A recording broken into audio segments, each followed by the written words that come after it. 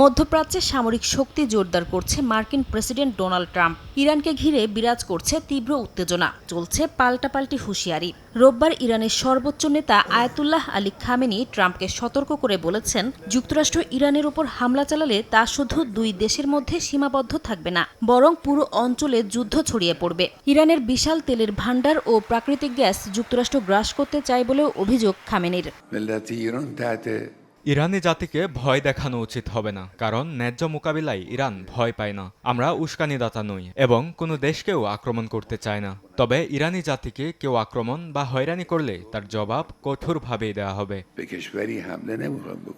ইরানের বিরুদ্ধে সম্ভাব্য পারমাণবিক পদক্ষেপ নিয়ে এখনও তেমন কিছু প্রকাশ্যে আনেননি প্রেসিডেন্ট ট্রাম্প। তবে যদি কোনো পারমাণবিক চুক্তিতে না পৌঁছানো যায়, তাহলে যুক্তরাষ্ট্র সামরিক পদক্ষেপ নিতে পারে। এই ইস্যুতে ইরানের সঙ্গে গুরুত্বপূর্ণ আলোচনা চলছে দাবি করে একটি গ্রহণযোগ্য সমাধান আসবে বলে আশাবাদ ব্যক্ত করেছেন ট্রাম্প।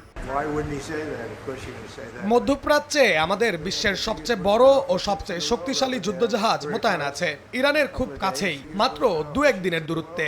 আশা করছি আমরা একটি সমঝোতায় পৌঁছাতে পারবো, আর যদি কোনো সমঝোতা না হয় তখন তা দেখা যাবে।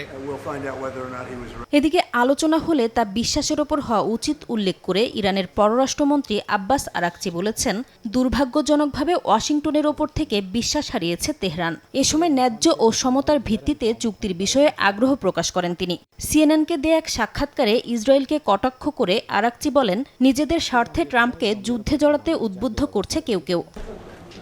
এমন পরিস্থিতিতে ইরান ইস্যুতে রোববার শীর্ষ কর্মকর্তাদের সঙ্গে বৈঠক করেছেন ইসরায়েলি প্রধানমন্ত্রী বিনিয়ামিন নেতানিয়াহু। আলোচনায় অংশ নেয়া এক কর্মকর্তার বরাতে গণমাধ্যম জানায়, নেতানিয়াহু সরকার চাইছে যুক্তরাষ্ট্র নিজেই ইরানে হামলা চালাক। এর আগে শুক্রবার পেন্টাগনে শীর্ষ মার্কিন ও ইসরায়েলি কর্মকর্তারা বৈঠক করেন। নাম প্রকাশ না করার শর্তে 2 মার্কিন কর্মকর্তা রয়টার্সকে একথা জানায়। আলোচনার পর যুক্তরাষ্ট্র 2 সপ্তাহ থেকে 2 মাসের মধ্যে ইরানের বিরুদ্ধে সামরিক হামলা চালাতে পারে বলে পূর্বাভাস দিয়েছেন ইসরায়েলি সেনাপ্রধান।